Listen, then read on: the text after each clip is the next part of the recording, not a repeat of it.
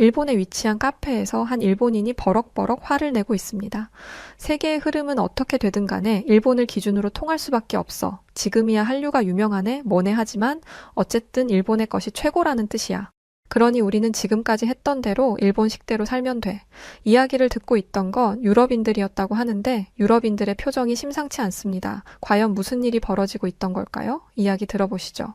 안녕하세요. 저는 이탈리아 로마에서 살고 있는 마르코라고 합니다. 저는 대학을 다니면서 아르바이트를 하며 살고 있는 평범한 20대 남자인데요. 얼마 전 친가족처럼 지내던 동네 형이 사업 실패로 쫄딱 망하는 걸 보면서 생각의 전환이 필요하다는 것을 알게 되었습니다. 그 형은 고등학생 때부터 미친 듯이 일만 한 사람이었는데 대학도 나오지 않았다 보니 중고, 대학교를 통틀어 친구도 없었고 일에만 매달렸다 보니 아내도 없었습니다. 30이 넘었는데도 제대로 된 여행도 가보지 못하고 정말 일만 하던 사람이었어요. 그런데 이렇게 열심히 쌓아 올린 결과가 한순간에 무너지는 걸 보니 이렇게 열심히 사는 게 무슨 의미가 있나 싶더라고요. 그래서 저에게 약간의 자유를 주기로 했습니다. 지금까지 모아둔 돈을 가지고 여행을 가기로 한 거죠. 제 인생에 있어서 다시는 없을 장기 여행일 것 같다는 생각에 최대한 멀리 가기로 결정했어요. 그렇게 최종적으로 결정한 나라가 한국이었죠. 요즘 이탈리아에서는 한국과 연관되어 있는 모든 것들이 엄청난 인기를 끌고 있거든요. 특히 한국 드라마 보기는 저희 어머니의 유일한 취미 생활입니다. 갱년기로 인해 우울증 증상을 보이시던 분이 한국 드라마를 보고 난 뒤로부터 활기를 되찾으시더라고요. 갱년기에 이른 어머니는 우리 가족의 큰 근심거리였는데 이렇게 한국 드라마의 도움을 받게 되다니 재미를 떠나서 감사한 마음을 가지게 되었습니다. 가족들은 제 한국 여행을 지지해 주었고 자기들을 데려가면 안 되냐고까지 이야기했지만 모두가 제 한국 여행을 부러워하는 건 아니었어요. 친구 녀석들은 한국? 거기 바다는 있냐? 한국에 예쁜 여자가 많다는 얘기는 한 번도 못 들었는데 바다도 없고 여자도 없는 나라에서 무슨 재미가 있겠어? 그런데 말고 미국 캘리포니아나 브라질 이런 데를 가 라고 말하며 제가 이해되지 않는다는 생각을 숨기지 않았죠. 하지만 저는 한국 여행이 제 인생에서 잊지 못할 경험이 될 거라는 확신이 들었습니다. 그래서 용기 있게 한국으로 향했죠. 비행기를 타고 날아간 한국은 제 상상보다 훨씬 크고 도시화되어 있었으며 활기찼습니다. 특히 서울은 세계에서 손꼽힐 정도로 바쁜 도시라고 하길래 굉장히 삭막할 거라고 생각했어요. 그런데 아니더라고요. 회사 점심시간인지 사람들이 삼삼오오 나와서 커피도 마시고 수다도 떨고 있는데 제가 상상했던 도시의 모습과는 많이 달랐습니다. 한 가지 더 눈에 띄었던 건 세련된 도시들의 외관이었어요. 잘 정돈된 거리도 마찬가지였죠. 이탈리아에 와본 경험이 있다면 아시겠지만 이탈리아는 과거 중세시대에 지어진 건물들이 아주 많습니다. 보존에 의의를 두는 거죠. 저는 그런 이탈리아의 모습을 아주 자랑스럽게 여깁니다만 살다 보면 불편한 게 한두 개가 아닙니다. 일단 건물 자체가 너무 노후화되어서 건물이 멀쩡한 데가 없어요. 매번 보수공사를 해야 하고 건물이 너무 약해서 보수공사조차 못하는 집들이 많습니다. 에어컨을 설치하는 것도 불가능한 곳이 대다수예요. 에어컨 실외기를 달면 건물의 외관을 해치니 금지하고 있는 거죠. 요즘 유럽의 여름 기온은 점점 높아지고 있는데 에어컨 때문에라도 다른 곳으로 이사를 가야 하나 생각하고 있습니다. 하지만 한국 건물은 정반대였습니다. 특히 건물에 실외기가 안 보이더라고요. 어마어마하게 큰 빌딩에 실외기가 더덕더덕 붙어 있으면 지저분할 텐데 실외기가 없으니 깔끔한 외면을 유지하고 있었습니다. 저렇게 하면 이탈리아 건물에도 에어컨을 설치할 수 있지 않을까라고 생각했던 것도 잠시 그렇게 하려면 건물을 다 뜯어 고쳐야 한다는 말에 체념했습니다. 이탈리아에 가면 이사를 가야겠다라고 다짐하는 것밖에는 할 수 있는 게 없었죠. 진짜 부럽더라고요. 그렇게 서울의 이곳저곳을 돌아다니면서 맛있는 것도 먹고 카페도 가고 다양한 즐길 거리를 경험했습니다. 한국에 뭐 할 게 있냐는 친구들에게 제 여행 사진을 보내주니 반응이 아주 대단하더라고요. 거기 진짜 한국 맞냐부터 시작해서 이렇게 좋은 데인 줄 알았으면 같이 갈 걸 그랬다까지 이제 와서 후회하는 모습을 보는데 괜히 통쾌하더라고요. 그렇게 신나게 돌아다니고 있는데 문제가 생겼습니다. 기념품점에서 계산을 하려는데 카드가 없는 거예요. 지갑은 그대로 있는데 카드만 사라진 게 분명히 어디서 계산을 하고 흘린 게 분명했습니다. 그런데 문제는 제가 바보같이 카드를 하나만 챙겨왔다는 사실이었습니다. 해외여행을 하는데 카드를 하나만 가지고 오다니 과거의 저를 책망하며 일단 현금으로 계산하려고 했습니다. 그런데 가게 주인분이 굉장히 곤란한 표정을 지으시더라고요. 현금을 되게 오랜만에 받아서요. 거스름 돈이 없는데 잠시만 기다려 주시겠어요? 깜짝 놀랐습니다. 한국이 카드 위주로 사용하는 나라인 건 알고 있었지만 거스름 돈이 없을 정도일 줄은 몰랐어요. 그래서 사장님이 결제를 거절하실 줄 알았습니다. 그런데 사장님은 후다닥 밖으로 뛰어가시더니 어디선가 돈을 바꿔서 들어오셨어요. 땀을 뻘뻘 흘리면서 들어오시는 사장님의 얼굴을 보니 정말 죄송스럽더라고요. 제가 거듭 죄송하다고 말하자 사장님은 손사래를 치시며 말씀하셨습니다. 아니에요. 제가 현금을 좀 뒀어야 했는데 거기까지 신경 쓰지 못한 제 잘못이죠. 그런데 아마 다른 가게들도 비슷한 상황일 거예요. 웬만하면 카드를 쓰시는 게 여행하기 좀 편하실 텐데 만화 영화 같은 거 보면 주인공이 위기에 처했을 때 쿵 하는 효과음과 함께 주인공이 얼어붙잖아요. 제가 딱 그랬습니다. 제가 한국에서 카드를 재발급받을 수 있는 것도 아니고 대체 어떻게 카드를 재발급받아서 쓸 수 있겠어요. 무엇보다 여행 기간이 무려 일주일이나 남아 있었습니다. 제가 곤란한 표정을 짓자 사장님은 혹시 카드를 잃어버렸냐? 라고 물으셨습니다. 그렇다고 하자 신기한 걸 소개해 주시더라고요. 외국인 전용 카드 서비스라는 것이었는데 외국인만을 대상으로 카드를 발급해주는 서비스였습니다. 키오스크를 이용해서 간편하게 카드를 발급받을 수 있었는데 정말 간편하더라고요. 기계가 여권도 인식해주고 카드도 그 자리에서 발급해줄 뿐만 아니라 거기서 카드를 충전하는 것까지 한 번에 가능했습니다. 제가 가지고 있는 유로를 한국 돈으로 환전해서 카드에 넣을 필요 없이 유로를 넣으면 자동적으로 환율이 계산돼서 한국 돈으로 카드를 쓸 수 있는 것이었죠. 이렇게 간단한 방법으로 카드를 만들 수 있다니 놀라웠습니다. 그런데 한 가지 신경 쓰이는 게 있었어요. 선택지가 없어서 일단 카드를 발급받기는 했지만 제 정보가 도용되거나 카드를 해킹당할까 걱정되기 시작한 거죠. 이탈리아뿐만 아니라 어느 나라를 가더라도 ATM기는 쉽게 믿을 수 있는 존재가 아닙니다. 전 세계 사람들이 쓰는 지도 어플을 보면 ATM기 위치를 찾을 수 있는데 ATM기에도 별점과 평점이 있어요. 식당도 아니고 돈 넣고 빼는 기계에 점수를 매길 만한 게 뭐가 있겠냐 싶으시겠죠. 평점이 낮은 ATM기의 후기를 보면 카드가 복제되었다는 내용밖에 없습니다. 실제로 이탈리아에서 저도 카드를 복제당한 적이 있어요. 그리고 제 카드가 터키에서 사용됐다는 문자 메시지를 그날 밤에 받았죠. 한 번도 가본 적 없는 터키에서 말입니다. 그리고 돈을 빼는 순간 돈을 훔쳐 달아나는 경우도 있기 때문에 ATM기에 가면 커다란 안전요원이 지키고 서 있습니다. 그러면 조금 덜 위험하니까요. 그래서 혹시나 한국에서도 이런 일이 생기지는 않을까 무척 걱정이 되었습니다.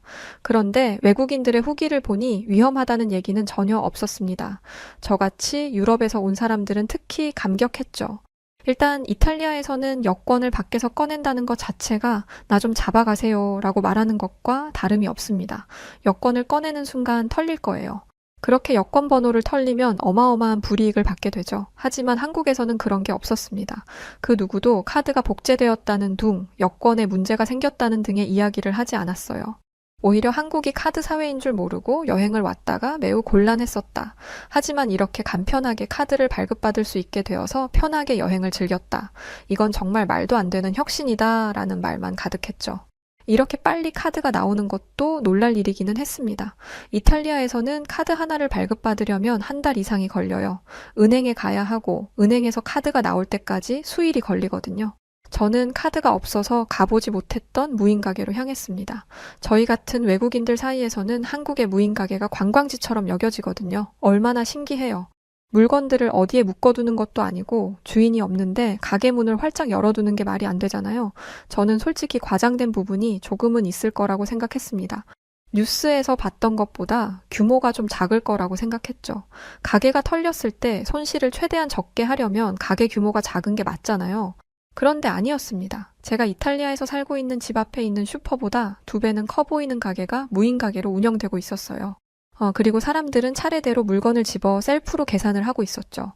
저는 계산하는 사람들 옆에 서서 누가 계산을 하는데 장난을 치지는 않는지 지켜보고 있었습니다. 그런데 정말 모든 사람들이 양심적으로 계산하더라고요. 이탈리아였으면 이런 가게가 운영되는 것 자체가 불가능하겠지만 혹시라도 운영이 된다면 10개 중 5개는 계산하지 않고 가져갔을 겁니다. 곧이어 제 차례가 왔고 저는 떨리는 마음으로 계산을 시작했습니다. 이게 뭐라고 이렇게 떨리더라고요. 한국인들처럼 능숙하게 계산해야 하는데 저도 모르게 물건을 하나 빠뜨리고 계산할까봐 긴장됐습니다. 다행히 수량에 맞게 계산을 다 마쳤고 카드로 결제를 하는데 그제야 제 눈에 신기한 게 보였습니다. 계산대 옆에 있는 바구니에 카드가 수북이 쌓여 있는 것이었어요. 그리고 그 바구니에는 영어와 한국어로 카드 주인 찾아가세요 라는 문구가 적혀 있었습니다. 저는 입을 떡 벌리고 다물지 못했어요. 주인을 잃어버린 카드를 모아두다니 이런 장면은 처음이었습니다. 그리고 이 무인 가게에는 직원이 없잖아요. 보통 카드를 주워서 보관하는 건 직원의 몫인데 가게가 없는 곳에서 이런 게 가능하다니 이건 가게를 이용하는 사람들이 자발적으로 동참한 결과였습니다. 이게 얼마나 어려운 일인지는 한국인 빼고 다 알 거라 생각합니다. 저는 편의점마저도 무인으로 종종 이용했고 어디를 가도 안전하다는 느낌을 받았습니다. 남의 물건에 손을 대지 않는다는 생각이 기본적인 가치관으로 자리매김한 사회는 그 어느 곳보다 안전하더라고요. 다른 사람에게 피해를 끼치지 않으려고 노력하고 개인의 양심을 중요시한다는 의미이니까요. 이 사실을 뼈저리게 느꼈던 사건도 있었습니다. 제가 머물고 있는 호텔 로비에서 연락이 왔어요. 제가 쓰는 카드사 이름을 말하더니 혹시 카드를 분실하지 않았냐고 묻더라고요. 이렇게 말하자 로비 직원은 누가 카드를 습득해서 가져다 주었는데 내려와서 본인 카드가 맞는지 확인 부탁한다고 했습니다. 저는 얼떨떨한 상태로 내려갔어요. 정말 제 카드가 로비에 있더라고요. 어떻게 찾게 된 거냐고 묻자 어떤 한국인들이 카드를 주워서 가져다 주었다고 했습니다.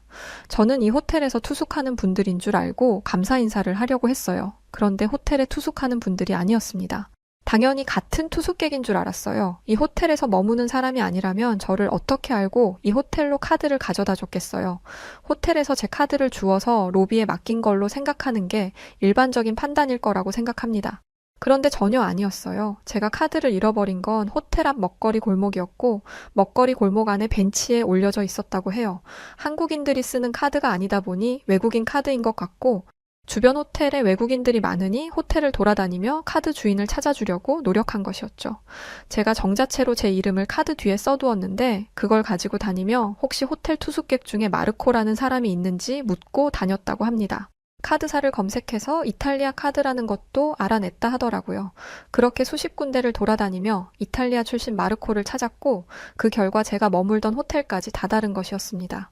믿기 어려운 호의였어요. 대체 뭘 위해서 이렇게까지 한단 말이죠? 게다가 뭔가를 바라고 한 것도 아니었습니다. 혹시 모르니 연락처를 남겨달라는 직원의 말에도 극구 사양하고 조용히 호텔을 나가셨다고 하더라고요. 한국에 대해서 많은 외국인들이 놀라는 것들이 또 있는데요. 특히 사업을 위해 한국에 방문한 외국인들이 감탄하는 회사가 있다고 합니다. 독보적인 업계 1위이면서 고객 만족뿐 아니라 지역사회 환원까지 세상에 도움이 필요한 곳에 아낌없이 나눔과 봉사를 실천하고 있어 더욱 놀라움을 자아내는데요. 바로 신차 장기 렌트 및 리스 회사인 KS 오토플랜입니다. 차량 구매뿐 아니라 기존 차량 처분까지 원스톱으로 처리가 가능한 건 물론 항상 고객님께 듣고 고객님으로부터 답을 찾아 고객님께 돌려드리는 기업을 표방하는 만큼 렌트와 리스 시 중도 해지를 원하시는 경우 고객님이 최대한 페널티를 적게 가지고 가시도록 체계화된 승계 부서를 운영하고 있습니다. 사람을 최우선으로 생각하는 회사답게 처음 회사를 시작하던 그 마음 그대로 취약계층 아동과 시설에 아낌없는 지원을 아끼지 않는 KS 오토플랜. 따뜻한 심장을 가진 KS 오토플랜이 구독자 여러분들을 위해 특별한 혜택을 준비했습니다.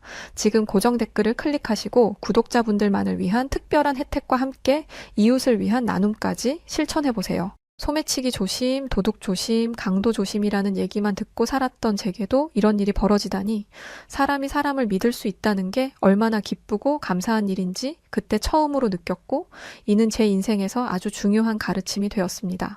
그런데 카드를 찾아도 원래 제 카드는 잘 안 쓰게 되더라고요. 한국에서 발급받은 카드가 좀 더 손이 많이 갔거든요. 그래도 이탈리아에서 가져온 카드를 쓸 수 있는 게 얼마나 다행이에요. 한번 발급받으려면 한 달이 넘게 걸리는데 되찾은 것만으로도 시간적, 물질적인 자원을 아낄 수 있게 된 거죠. 이렇게 사연을 쓰는 지금도 카드를 찾아주신 한국인 분들에게 진심으로 감사한 마음을 가지고 있습니다. 이렇게 한국에서 좋은 기억을 갖게 된 저는 한국뿐만 아니라 다른 아시아권 국가에 대한 호기심도 가지게 되었습니다. 한국만큼 좋은 나라가 또 있을 수도 있다는 생각이 들었거든요. 그래서 여행 일수를 조금 늘리고 일본으로 향했습니다. 일본은 한국과는 또 다른 매력이 있는 나라인 것 같았습니다. 그리고 정반대의 무언가도 존재했죠. 바로 동전의 유무였습니다. 저는 이렇게 다양한 동전이 있는 나라를 처음 봤습니다. 물론 유래도 동전이 있죠. 그런데 이 정도는 아닙니다. 보통 지폐와 동전을 섞어서 사용하고 지폐의 개수가 동전의 개수보다 적은 일은 거의 없습니다. 그런데 일본에서는 동전만으로 모든 결제를 하기도 하더라고요. 예를 들어 한국 돈으로 예시를 든다면 9,500원을 계산해야 한다고 했을 때 10,000원을 내고 500원을 돌려받는 게 일반적입니다. 아니면 5,000원 한 장, 1,000원 4장, 500원 한 개 이런 식으로 계산하기도 하겠죠. 그런데 일본에서는 이 9,500원 전부를 동전으로 계산합니다. 불편한 것도 불편한 건데 효율적이지도 않습니다. 동전을 들고 다닌 분들이라면 아실 거예요. 동전 무게는 절대 가볍지 않습니다. 동전 하나만 주머니에 넣어도 무게감이 느껴지는데 이걸 뭉텅이로 들고 다닌다고 하면 주머니 한쪽이 축 처질 정도로 무거워져요. 일본인들은 이런 불편함을 감수하면서 살더라고요. 카드를 사용하면 되지 않겠냐는 말도 한국에서나 가능한 얘기입니다. 식당에 가서 주문을 했어요. 카드를 가지고 있다면 계좌 잔액을 확인하고 그냥 주문하면 되지만 현금이 있으면 내가 가지고 있는 현금이 얼마나 되는지 일일이 헤아려야 합니다. 대부분이 동전이라 세는데 더 오래 걸려요. 특히 저는 외국인이잖아요. 그렇게 열심히 얼마가 있는지 확인해서 음식 주문을 했는데 계산하려고 보니 제가 메뉴판에서 봤던 가격과 다르더라고요. 알고 보니 그 식당 주인이 가격을 올려놓고 메뉴판의 가격을 수정하지 않은 것이었습니다. 솔직히 이런 상황은 가게 주인의 실수 아닌가요? 그러면 책임은 가게 주인이 져야 하는 건데 이 가게 주인은 어쩔 수 없다며 돈을 더 내라고 말했습니다. 카드를 썼다면 좀 불합리하지만 대충 결제하고 말았을 거예요. 그런데 현금이잖아요. 당장 낼 수 있는 현금이 없다고 말했더니 그 가게 주인은 그럼 가방을 맡겨놓고 나가서 돈을 뽑아오라고 하더라고요. 한국에서 카드를 찾은 덕에 다행히 카드를 가지고 있어서 그걸로 결제한다고 했더니 절대 안 된다고 하는데 답답해서 죽을 것 같았습니다. 실수한 건 가게 사장인데 왜 피해는 제가 봐야 하는 건지 이해가 안 됐어요. 결국 저는 그 땡볕 더위에 ATM기를 찾아 돈을 뽑아왔습니다. 한국에서 만난 사장님이 떠올랐어요. 제가 낸 현금에 돌려줄 거스름돈이 없자 본인이 직접 거스름돈을 만들어서 오신 분 말이죠. 그분은 카드가 없는 저를 닥달하거나 나무라지 않았습니다. 하지만 일본인 사장은 왜 현금이 없냐? 일본에서 현금은 기본이다. 라는 식으로 저를 무시하는 듯한 말을 했습니다. 한국에서 만났던 가게 사장님과 일본 가게 사장의 얼굴이 교차되면서 한국 사장님의 따뜻한 미소가 떠올랐습니다. 당황한 외국인을 배려하던 그 친절함이 아니었더라면 저는 여행을 접고 돌아갔을 수도 있었을 거예요. 그리고 그분이 아니었더라면 일본에서 이런 취급을 받자마자 상처받아서 이탈리아로 떠났을 수도 있었습니다. 하지만 그러지 않았죠. 일본 사람들은 다 친절하다고 하더니 역시 사람 말은 믿을게 못 되더라고요. 사람은 직접 겪어보지는 않고 모르는 것 같습니다. 이외에도 일본에서는 카드 쓸 일이 없었어요. 버스 탔다가 깜짝 놀랐습니다. 한국에서는 교통카드를 찍고 타면 쉽잖아요. 게다가 일반 결제 카드와 교통카드가 혼합되어 있어서 편하게 쓸 수 있다는 장점이 있죠. 그런데 일본에서는 버스비까지 동전으로 계산했습니다. 버스는 타고 내릴 수 있는 시간이 짧잖아요. 그런 저에게 현금 계산은 난이도 별 5개짜리의 어려운 미션이었습니다. 일단 동전 종류가 너무 많아서 금액을 헤아리는 게 쉽지 않았어요. 그걸 그냥 내면 되는 게 아니라 버스비를 내는 곳을 버스 안에서 찾아야 했죠. 동전 찾으랴, 돈 낼 구멍 찾으랴, 정신이 하나도 없었습니다. 세상이 어떤 세상인데 대중교통마저 동전으로 계산하는 건지 일본은 분명 발전한 나라라고 들었는데 이것만 보면 발전은커녕 후퇴한 것과 다름없어 보입니다. 물론 이탈리아도 한국처럼 교통카드 시스템이 편하게 자리 잡혀 있지는 않습니다. 하지만 저희는 버스 티켓이라도 있어요. 이렇게 현금을 들고 다니면서 귀찮게 결제하지 않습니다. 이탈리아만도 못한 시스템이 있을 줄은 정말 상상도 못했네요. 이 동전 때문에 일본 여행을 접고 싶어 질 줄은 상상도 못했습니다. 진지하게 다시 한국으로 돌아가야 하나 고민하던 중 영어가 가능한 일본인을 처음으로 만났어요. 저는 그 사람에게 동전에 관해 물었습니다. 대체 왜 일본은 동전을 많이 쓰는 거죠? 그러자 그 사람은 이렇게 말했습니다. 동전이 많아야 사람들이 자판기에서 커피도 빼먹고 하죠. 그렇게 사람들이 돈을 써야 경제가 활성화되는 거 아니겠어요? 대체 이게 뭔 소린지 이해하는데 한참 걸렸습니다. 사람들이 자판기에 돈을 많이 써야만 경제가 활성화되나요? 무슨 말 같지도 않은 소리를 하는 건지, 그리고 세계 어느 나라를 가도 카드가 안 되는 자판기는 없습니다. 특히 한국은 카드를 터치하는 것만으로도 결제가 되는 자판기가 널려 있었어요. 이탈리아에도 카드 결제가 되는 자판기가 있지만 간혹 오류가 나기도 합니다. 카드 복제를 우려해서 쓰지 못하는 경우도 있죠. 하지만 한국은 그런 게 없었어요. 제 경험에 따른 이야기를 들려주자 그 일본인은 불쾌한 기색을 숨기지 않았습니다. 일본이 치안이 좋아서 현금을 가지고 다니는 거예요. 다른 나라처럼 위험하다면 우리도 카드를 썼겠죠. 저는 또다시 물었습니다. 일본보다 치안이 좋다는 한국도 카드를 쓰는데요. 치안과 현금 사용 유무는 관련이 없는 것 같네요. 그러자 일본인은 그럴 거면 그냥 한국에 가지 뭐 하러 있어요? 라며 화를 냈죠. 저는 진심으로 궁금해서 물어본 것인데요. 이 비효율적인 결제 방식을 고수하는 이유가 도무지 이해가 안 됐거든요. 만약 재난이 많은 나라라서 언제 어디서든지 사용할 수 있는 현금을 좋아한다라고 했더라면 이해했을 수도 있어요. 그런데 전혀 아니라면서 화를 내다니 저는 결국 다른 전문가의 의견을 묻기로 했습니다. 일본에서 수년간 살며 일을 했다는 한 외국인 회사원은 일본이 동전 사용을 버리지 못하는 것에 대해 금융기관 입장에서는 신용카드보다 현금을 유통시키는 게 유리해요. 그리고 일본 전국에는 ATM기가 실핏줄처럼 깔려 있는데 일본 은행은 이 ATM기 수수료를 포기할 수 없을 겁니다. 그리고 또 한 가지 충격적인 이야기를 들었습니다. 2020년 도쿄올림픽 당시 카드 사용률을 높이겠다고 계획했는데 그때부터 지금까지 카드 사용률은 달라진 게 없거든요. 도쿄올림픽 기간 중에 카드 결제가 안 돼서 입은 손실이 약 1조 2천엔이라고 합니다. 한국 돈으로 환산하면 약 10조 3천억 정도가 되네요. 또 외국인들 입장에서 카드 사용이 안 되는 나라는 후진적인 이미지를 가질 수밖에 없습니다. 저 또한 그랬으니까요. 이걸 알면서도 카드 사용을 하지 않는다는 건 일본인들의 근거 없는 자신감이었습니다. 며칠 여행 다녀온 제가 이걸 어떻게 알았냐고요? 제가 직접 본 걸로 말씀드린 것입니다. 식당에서 대화를 하던 중 본토 일본인이 저희 이야기에 끼어들었어요. 어이, 외국인 양반. 그런 식으로 굴 거면 그냥 당신네 나라로 돌아가. 로마에 왔으면 로마법을 따라야지. 뭐 하는 거야? 자기 나라에 대한 부정적인 이야기를 들으면 화가 날 수도 있을 것 같아서 그냥 죄송하다고 말하고 끝내려는데 그 사람은 멈출 줄을 몰랐습니다. 세계의 흐름은 어떻게 되든 간에 일본을 기준으로 통할 수밖에 없어. 지금이야 한류가 유명하네. 뭐네 하지만 어쨌든 일본의 것이 최고라는 뜻이야. 그러니 우리는 지금까지 했던 대로 일본식대로 살면 돼. 세계의 흐름이 일본을 중심으로 흐른다는 건 어디서 나온 연구 결과인지. 그리고 한국 영화나 드라마, 음악에 비해 일본의 콘텐츠들이 매우 수준 떨어진다는 평가를 받는 건 모르는 모양이었습니다. 일본인들이 이렇게 말하는 데는 근거가 있기는 했어요. 한국과 비교했을 때 국토 면적은 3배 이상 되고 GDP도 한국보다 높은 편이니까요. 하지만 국가의 수준을 파악하는 데는 이런 기준만 있는 게 아니잖아요. 한국인들은 지금도 세계 문화에 녹아들어 한국 문화를 알리는데 힘쓰고 있는데 일본인들은 어차피 우리 것이 최고! 라는 말로 고집만 부리고 있으니 일본의 미래가 어떻게 될지 알만하겠더라고요. 이 30년 전에는 일본 전자제품이나 휴대전화 브랜드가 줄을 이뤘다고 하는데 요즘에는 보이지도 않죠. 왜 그런 결과가 나왔겠어요? 발전하지 않고 현재의 상황에 안주하다 보니 자연스럽게 도태된 게 아니겠어요? 저는 일본에 있어봤자 불편함만 더할 거라고 생각하고 모든 일정을 취소하고 다시 한국으로 돌아갔습니다.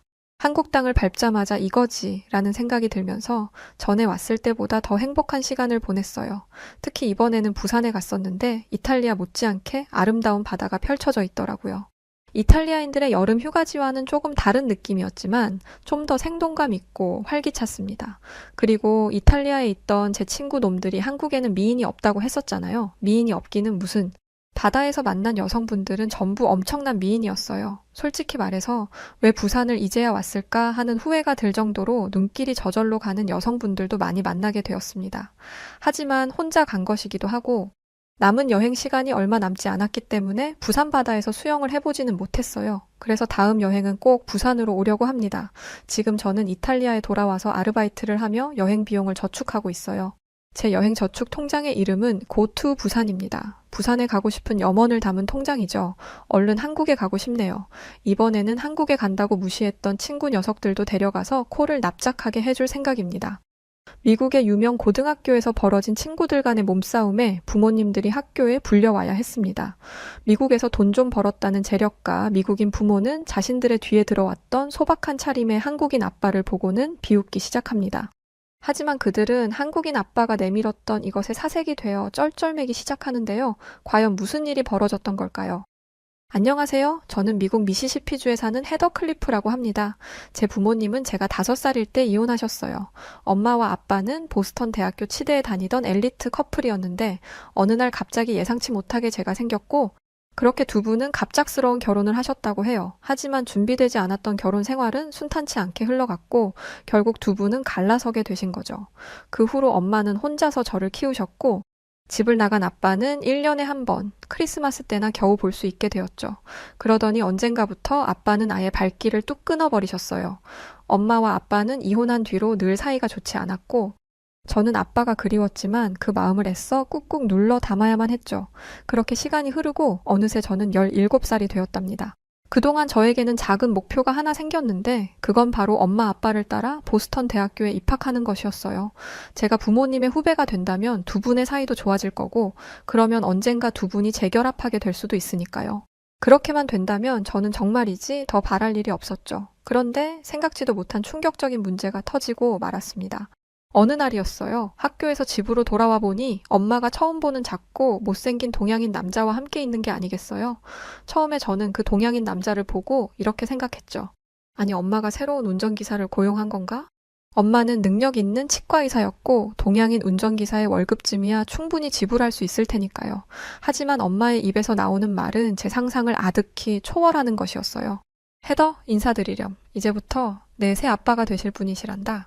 처음에 저는 제가 뭔가 잘못 들은 것인지 제 귀를 의심했어요. 생각해보세요. 우리 엄마같이 예쁘고 똑똑한 백인 여성이 대체 뭐가 아쉬워서 저런 동양인 남자를 만나겠어요? 이건 누가 봐도 말이 안 되는 상황이잖아요. 그리고 무엇보다 엄마가 저 동양계인 한국 남자와 재혼을 해버리면 우리 아빠와는 영영 끝나게 되는 거니까 저는 더욱 이 상황을 받아들일 수가 없었어요. 결국 저는 엄마에게 따지듯이 소리를 지르기 시작했죠. 엄마는 겨우 저런 못난 남자와 재혼하려고 아빠랑 이혼했어? 엄마 바보야? 저 동양인이 엄마 돈 보고 접근한 게 뻔하잖아. 나는 저 한국인 아저씨를 내 새 아빠로 절대 인정 못해. 그렇게 말하고는 저는 제 방으로 들어와 문을 쾅 닫아버렸어요. 물론 이건 아주 무례한 행동이었지만 보잘것없는 동양계 한국 아저씨에게 예의를 차릴 필요가 있나 싶었죠. 그렇게 한참을 흥분한 상태로 씩씩거리고 있는데 그 동양인 남자는 돌아간 것인지 엄마 혼자 제 방에 들어오시더군요. 그런데 엄마는 생전 처음 보는 차가운 얼굴을 하고 저를 바라보고 계셨어요. 엄마의 그 얼굴을 마주하는 순간 저는 너무 억울한 마음이 들더라고요. 지금 미치고 팔짝 뛸 것 같은 사람은 저인데 엄마는 오히려 저를 책망하는 듯한 표정을 짓고 계셨으니까요. 설상가상 엄마는 나중에 아저씨를 만나면 아저씨께 꼭 오늘 일을 사과드리라는 말까지 하셨죠. 저는 기가 막혀서 엄마에게 이렇게 말했습니다. 엄마 지금 진심으로 하는 소리야? 나보고 그 한국인한테 고개 숙여 사과하라고? 대체 내가 잘못한 게 뭔데? 그 한국인은 엄마 재산 노리고 있는 게 불을 보듯 뻔하고 엄마는 눈에 콩깍지가 낀 건지 바보같이 그 남자한테 속고 있는데 그럼 내가 그걸 보고도 가만히 있었어야 한다는 거야? 제 말을 들은 엄마는 그 동양인이 그렇게 무시받을 사람이 아니라면서 제가 크게 오해하고 있다고 했어요. 그 남자는 제 말대로 한국 출신으로 하버드 대학교 로스쿨을 졸업한 아주 능력 있는 변호사라고 했죠. 그러면서 엄마는 언제부터 그렇게 사람을 외모만 보고 판단하는 편협한 사람이 된 거냐며 제게 실망했다고 하셨죠. 그 순간 솔직히 저는 뭐라고 대꾸해야 할지 모르겠더라고요. 아까 전 저는 그 동양인 아저씨의 겉모습만 보고 당연히 상류층이 아닐 거라 단정지었고 그 아저씨의 국적이 한국이라는 점에서도 당연히 미국인인 우리 유럽의 백인들보다 아랫사람으로 생각하며 무시했으니까요. 하지만 엄마의 말처럼 그 아저씨는 저에게 무시받을 만한 위치에 있는 사람이 아니었고 외모만 보고 함부로 사람을 평가한 제 행동은 부끄러운 짓이 맞았어요. 그래서 저는 제 잘못을 솔직하게 인정하기로 했죠. 그래, 엄마 말대로 그 한국 아저씨 똑똑한 사람인데 무시한 건 내가 실수했어. 그래도 여전히 난 엄마가 그 아저씨와 재혼하는 건 반대야. 그 한국 아저씨가 미국 하버드를 나온 변호사라도 어쨌든 동양인이잖아. 그런 수치스러운 결혼을 나는 절대 인정하지 못해. 차라리 다시 아빠랑 재결합해. 그러자 엄마는 깊은 한숨을 내쉬더니 진지하게 제게 할 말이 있다고 하시더군요. 이 얘기를 할까 말까. 그동안 정말 많이 망설였지만 이제는 해야 할 때가 된 것 같다면서 말이죠. 저는 엄마가 대체 무슨 말을 하려고 그러시나 귀를 기울였어요. 그리고 이내 충격으로 입을 다물지 못하게 되었답니다. 사실 엄마가 네 아빠와 이혼한 이유는 너희 아빠가 바람을 피웠기 때문이야. 네 아빠는 내가 아기를 낳은 뒤로 아줌마 몸매가 되어버렸다며 걸핏하면 날 무시하는 말을 했고 어느 날부터는 집에 들어오지 않더구나. 결국 나는 네 아빠에게 다른 여자가 생겼다는 것을 알게 되었지. 그렇게 우리는 이혼을 했고 그 뒤로도 네 아빠는 새 여자를 만나고 다니느라 널 자주 만나러 오지도 않았고 양육비도 제대로 보내주지 않았어. 그 때문에 엄마는 한동안 아주 힘든 시간을 보내야 했단다. 그때 엄마를 도와주셨던 변호사가 바로 아까 만났던 그 한국인 아저씨야.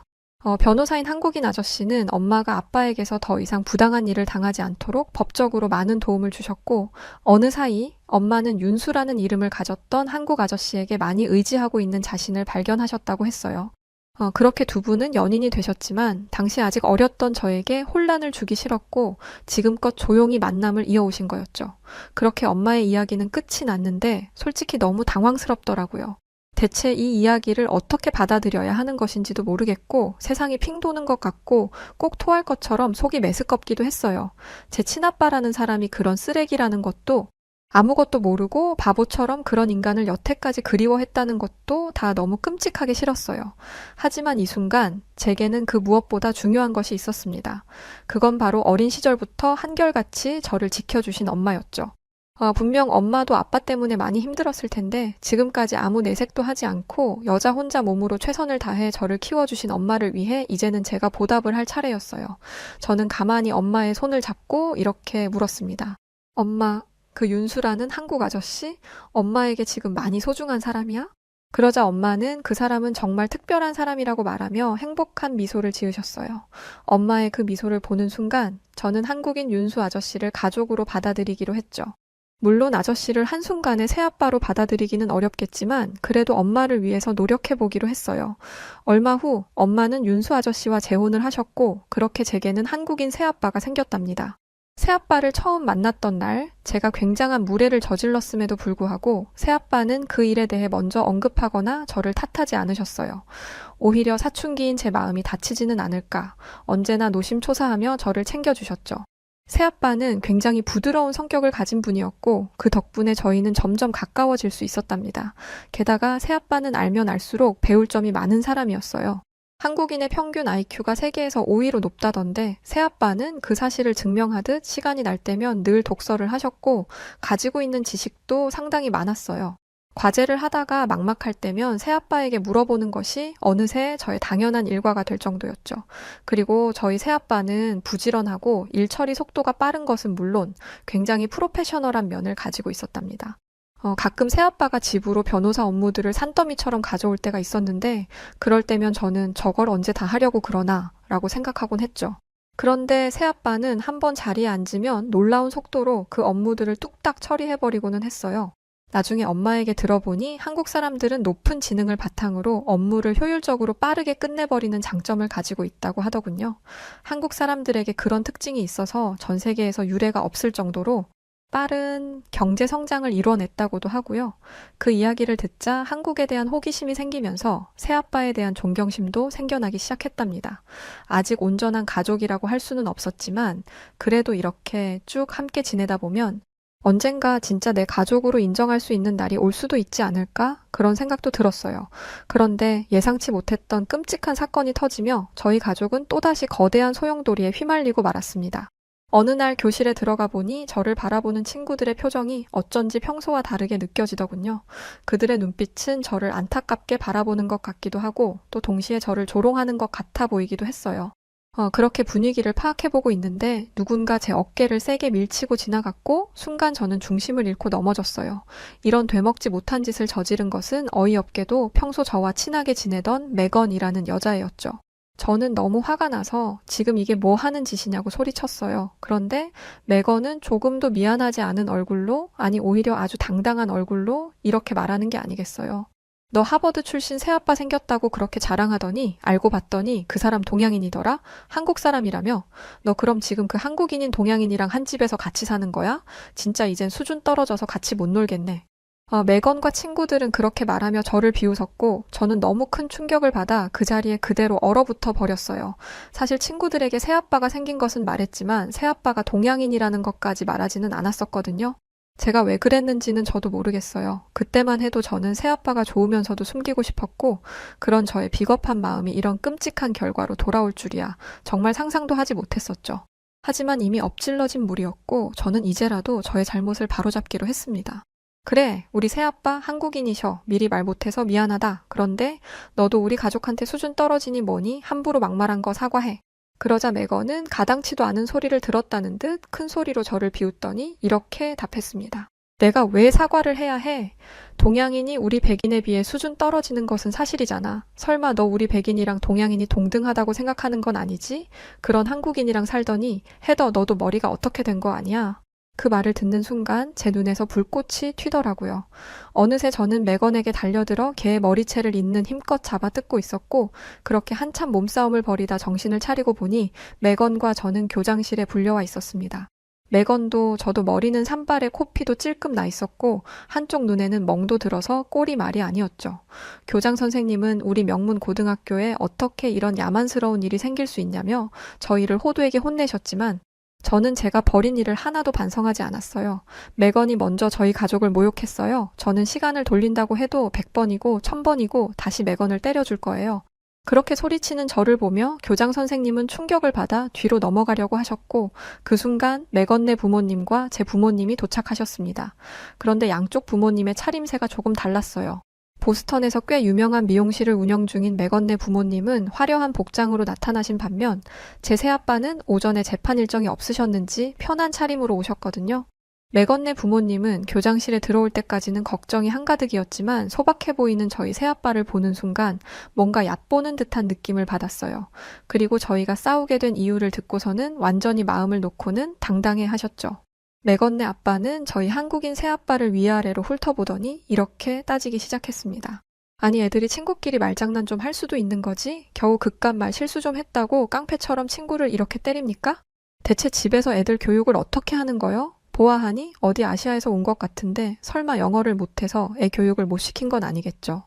맥건 아빠의 어처구니 없는 말을 들은 저는 머리끝까지 화가 나서 당장 일어나 고함을 치려고 했어요.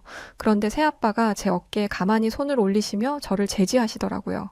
새아빠를 올려다보니 온화한 미소를 지으며 저를 바라보고 계셨어요. 저는 평소 새아빠의 부드러운 성정을 잘 알기에 이번에도 그냥 좋게 넘어가시려는 것 같아서 심통이 났죠.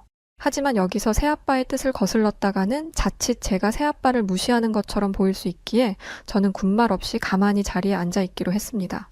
그러자 새아빠는 자신의 뜻에 따라주어 고맙다는 듯 제 어깨를 톡톡 두드려 주셨어요. 그런 저희 부녀의 모습을 보며 맥건과 맥건의 아빠는 얄미운 비웃음을 흘리고 있었죠.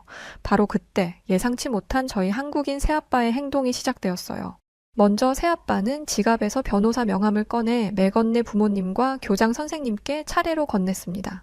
새아빠의 명함에는 새아빠가 하버드 로스쿨 출신이라는 것과 새아빠가 다니는 거대 로펌의 이름이 떡하니 박혀 있었고 그것을 확인하는 순간 맥건네 부모님의 얼굴은 사색이 되어버렸죠.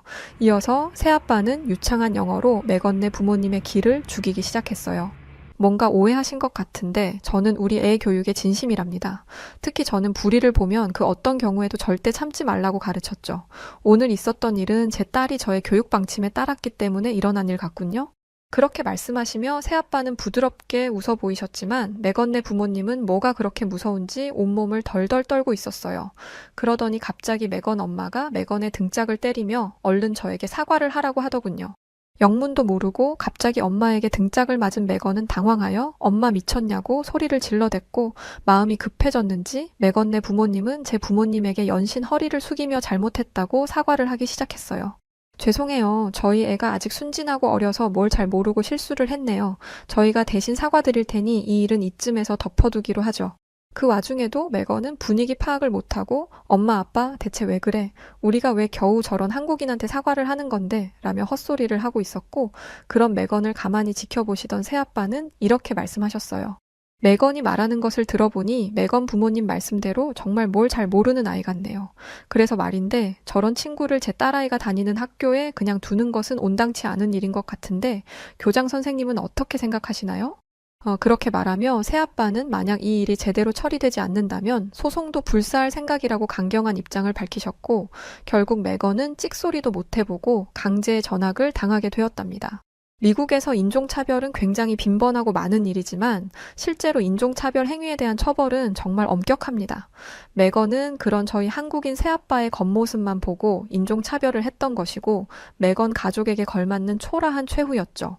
그날 이후 학교에는 제 새아빠가 엄청 대단한 사람이라는 소문이 퍼졌고 저는 편하게 학교를 다닐 수 있었어요. 하지만 제 마음은 너무도 불편했답니다.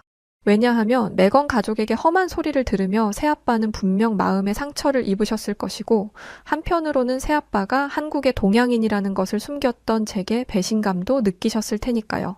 저는 이런 사달을 내서 새아빠에게 돌이킬 수 없는 상처를 준 제 자신에게 너무 화가 났어요. 차마 새아빠를 볼 면목도 없어서 며칠 동안 새아빠를 피해 다니기도 했죠. 그렇게 새아빠와 서먹서먹하게 지내던 어느 날, 학교에서 돌아와 보니 제 방 책상 위에 편지 한 통이 놓여져 있었어요. 그건 새아빠가 제게 쓴 편지였죠. 떨리는 손으로 편지를 열어보니 그 안에는 이런 내용이 담겨 있었답니다. 나의 소중한 딸, 헤더에게 요즘 들어 내 주변 상황이 갑작스럽게 변하면서 많이 혼란스럽고 마음이 복잡할 것 같구나. 그런 와중에도 어린 네가 이 아빠의 마음까지 신경 쓰고 배려해주는 것 같아 고맙고 미안하단다. 아빠는 그저 이 말을 내게 해주고 싶구나. 아빠는 네 아빠니까 다 괜찮단다. 그리고 언제나 내 든든한 울타리가 되어줄 것을 약속하마. 사랑한다. 우리 딸. 그 편지를 읽으며 저는 뜨거운 눈물을 흘렸어요. 그동안 왜 그렇게 새아빠에게 못되게 굴었는지 제 철없는 행동이 너무 후회되었고, 할 수만 있다면 새아빠를 처음 만났던 그 날로 시간을 돌려 상스러운 말을 쏟아냈던 제 뒤통수를 한 대 때려주고 싶었죠. 그렇게 한참을 울다가 저는 이제라도 새아빠에게 잘하기로 결심했고, 당장 새아빠라는 호칭부터 바꾸기로 했어요. 왜냐하면 새아빠는 이미 제게 진짜 아빠였으니까요. 그날 저녁 아빠가 퇴근하시기만을 기다렸던 저는 아빠를 보자마자 그 품에 안기며 진심 어린 사과를 전했고, 아빠는 너털웃음을 지으시며 저를 푸근하게 안아주셨죠. 그렇게 저희는 진짜 가족이 되었답니다. 그날 이후 저희 가족은 평화롭고 행복한 날들을 보내기 시작했어요. 자상한 부모님 아래에서 저는 평생 느껴본 적 없던 완벽한 따뜻함과 편안함을 느끼며 하루하루를 살아갔죠. 마음이 편안해지니 학교에서 제 성적도 쑥 올랐고 이래저래 기쁜 일만 가득한 날들이 이어졌어요. 어느새 저는 방학을 맞이했고 저희 가족은 처음으로 가족끼리 여름 휴가를 떠나기로 했답니다. 저의 한국인 아빠는 제가 가고 싶은 여행지로 가자고 하셨고, 어디를 가면 좋을까 고민하던 저는 아빠가 졸업한 하버드 대학교에 견학을 가보고 싶다고 했어요. 그러면서 언젠가 아빠를 따라 하버드에 입학하고 싶다는 말도 덧붙였죠. 제 말을 들은 아빠는 겉으로 크게 내색은 하지 않으셨지만 굉장히 기뻐하시는 것 같았어요. 그렇게 하버드 대학교에 투어 겸 견학 여행을 갈 계획을 세운 저희 가족은 기쁜 마음으로 잠자리에 들었답니다. 얼마 후 저희에게 닥칠 끔찍한 불행은 상상하지도 못한 채 말이죠. 여름 방학이 시작된 지 얼마 되지 않은 어느 날 저는 점심이 다 되어 일어났어요. 방 밖으로 나가보니 엄마는 이미 출근하신 것 같았고 한국인 아빠는 씻고 계신 것인지 화장실에서 물소리가 나고 있었어요. 문득 허기가 느껴진 저는 점심을 차려 먹으려고 부엌으로 갔죠. 그런데 그날은 유난히 날씨가 더웠기 때문에 저는 우선 창문과 문을 좀 열어두기로 했어요. 그 행동이 어떤 결과를 불러올지 알지 못하고서 말이죠. 창문을 활짝 연 후에 부엌에서 한창 토스트를 굽고 있는데 순간 뒤에서 이상한 소리가 들려왔습니다. 처음에는 그저 바람 소리인 줄 알고 저는 뒤도 돌아보지 않은 채 계속 점심 준비를 했죠. 그런데 또다시 마룻바닥이 삐걱거리는 소리가 들려왔고 뭐라 설명할 수 없는 불길한 느낌에 뒤를 돌아본 순간 저는 너무 깜짝 놀라 그대로 숨이 멎어버리는 줄 알았습니다. 새까만 복면을 쓴 강도가 제게 총구를 들이대고 있었거든요. 강도는 제가 무방비하게 열어둔 창문을 통해 저희 집에 침입한 것이었고 그렇게 평화로웠던 저희 집은 순식간에 공포로 물들어 버렸죠. 그 강도는 매서운 눈빛을 번뜩이며 집안을 이리저리 둘러보았고 저에게 집에 혼자 있는지 물어보았어요. 그런데 저는 너무 무서워서 사고가 정지된 상태였고 그 때문에 강도의 물음에 뭐라고 대꾸를 하지 못했죠. 그러자 강도는 부엌 테이블을 쾅 내려치며 저를 무섭게 몰아붙였고 순간 너무 놀란 저는 손에 들고 있던 접시를 놓치고 말았습니다. 그와 동시에 커다란 소리를 내며 접시가 와장창 깨져버렸고 그 소리를 듣고 위층에 계시던 아빠가 무슨 일이냐며 달려 내려오셨습니다. 예상치 못한 한국인 아빠의 등장에 강도는 당황했지만 이내 총구를 아빠에게 들이대며 더 이상 다가오지 말고 엎드리라고 소리를 치더군요. 그때 충격적인 일이 일어나기 시작했습니다. 아빠는 전혀 두려워하는 기색 없이 단호한 표정으로 그 강도에게 점점 다가가는 게 아니겠어요? 심지어 한국인 아빠는 다치기 싫으면 조용히 물러나라고 말하며 그 강도를 기로 찍어 누르고 있었어요. 한국인 아빠의 엄청난 기백에 오히려 총을 든 강도가 겁을 먹고 주춤거리며 뒤로 물러날 지경이었죠. 이런 상황은 전혀 예상하지 못한 것이었는지 그 강도는 크게 당황하며 계속 뒷걸음질을 쳤고 그러다가 그만 카펫에 걸려 넘어지고 말았어요. 아빠는 그 순간을 놓치지 않고 재빨리 강도에게 달려들어 총을 빼앗은 뒤 있는 힘껏 그의 팔을 비틀어 버렸죠. 강도는 고통스러워하며 비명을 질러댔지만 아빠는 눈 하나 깜짝하지 않고 손에 닿는 전기줄을 이용해 강도를 꼼짝 못하게 결박했어요. 강도가 움직이지 못한다는 것을 확인한 아빠는 서둘러 제게 달려와 어디 다친 곳은 없는지 제 몸 상태를 확인하셨죠. 저는 대체 지금 제 눈앞에서 무슨 일이 일어난 것인지 너무 놀랍고 어안이 벙벙해서 멍한 상태로 다친 곳은 없다고 말했고 아빠는 안도의 한숨을 내쉬더니 곧바로 경찰을 부르셨어요. 잠시 후 경찰이 도착했는데 깔끔하게 결박된 강도를 보고는 경찰들 역시 깜짝 놀라서 이게 대체 어떻게 된 일이냐고 묻더군요. 그러자 아빠는 그저 이렇게 답할 뿐이었어요. 강도가 딸을 위협하고 있는 것을 보고 그냥 있을 수가 없어서 강도를 제압했습니다. 저희 한국인 아빠의 말을 들은 모두가 감탄하고 있는데 때마침 엄마가 집으로 돌아왔고 그제야 저희는 적절한 설명을 들을 수 있었죠. 알고 봤더니 아빠는 한국 최고의 특수부대 UDT 출신이라고 하더군요. 한국의 특수부대 UDT는 지옥에서도 살아 돌아온다는 극강의 전사들로 주로 요인 암살, 주요 인사 구출, 핵심 시설 폭격 등의 임무를 수행한다고 했죠. 어쩐지 아까 전에 강도를 상대할 때 아빠가 보여줬던 카리스마가 엄청났었는데 그게 다 이유가 있었던 거였어요. 평소에는 다정하고 상냥하기만 한 분인데 아빠에게 그런 과거가 있었다니 정말이지 놀라운 일이었죠. 그런데 재미있는 것은 뭔지 아세요? 아빠의 비밀을 알게 된 뒤 제가 존경의 의미를 담아 반짝거리는 눈빛으로 아빠를 바라보자 아빠는 쑥스러운지 얼굴을 붉히시더라고요. 방금 전까지 총을 든 강도를 상대하며 엄청난 카리스마를 뿜어내던 그분이 맞는지 의심스러울 정도였죠.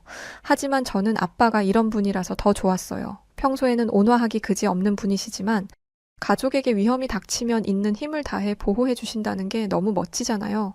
그렇게 저희 가족의 모든 진술을 들은 경찰은 강도를 체포해서 떠났고 엄마는 그런 용맹하고 기백있던 아빠의 등을 찰싹하고 때리시면서 다시는 강도에게 그런 무모한 행동을 하면 안 된다며 아빠를 혼내시더군요.